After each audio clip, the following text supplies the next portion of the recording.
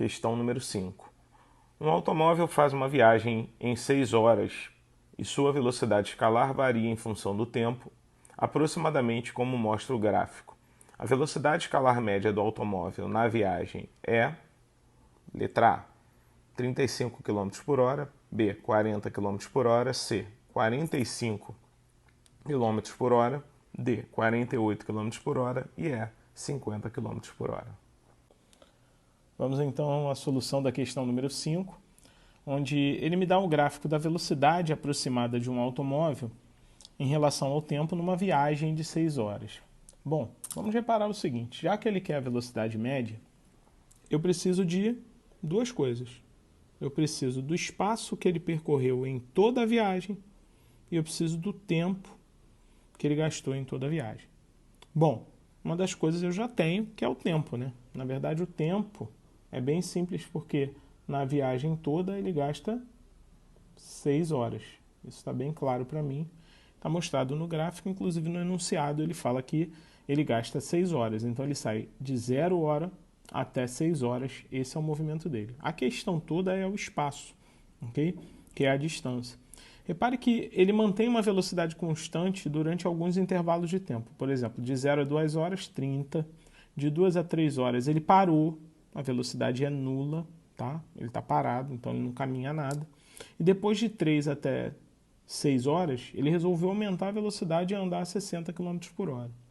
Existe uma propriedade do gráfico velocidade versus tempo, que diz que o ΔS, que é a distância que ele percorre, é a área da figura do gráfico velocidade versus tempo. Então, se eu calculo a área, que área é essa, Douglas? É a área entre a linha do gráfico e o eixo do tempo. Então, por exemplo, aqui em 30, ele percorreu essa área aqui, que é um retângulo, certo? Eu vou chamar esse cara aqui de área 1, tá? Coloquei um 1zinho aqui no meio para dizer que é a área 1, tá? Já nessa outra parte aqui ele ficou parado. É lógico que ele não percorreu nada, né, Douglas? Sim, ele não percorreu nada, mas vou chamar essa área aqui de área 2, tá? Já que não é uma área exatamente, né?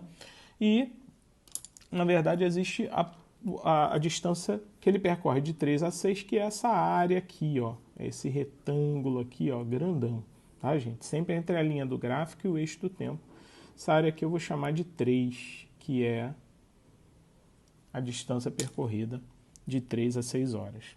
Com isso fica bem simples, porque eu posso calcular o ΔS em cada pedaço. Inclusive eu vou fazer com cores, né? A área do retângulo, senhores, lembrando, é base vezes altura, tá? Então, calculando a área desse retângulo 1, seria a base é 2, certo? E a altura é 30. Então, com isso eu já tenho a área 1, certo?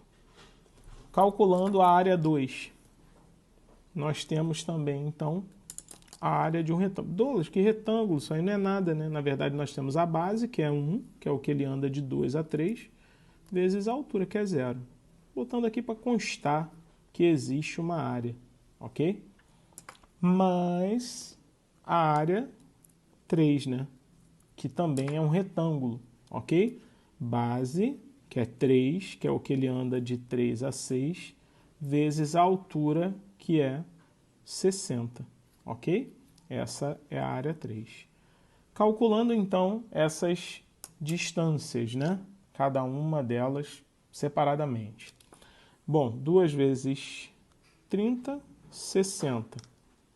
1 vezes 0, 0. Mais 3 vezes 60, 180. Ok? E assim eu tenho o ΔS total da minha viagem, né? Da viagem desse automóvel, que é 60 mais 0, 0, mais 180, 240 quilômetros. Só faltava isso para eu calcular a minha velocidade, já que eu tenho o tempo total aqui em cima, né?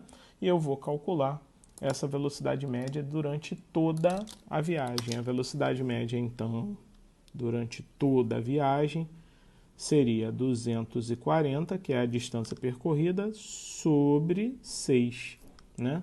Então, a velocidade seria de 40 km por hora, Correto, senhores?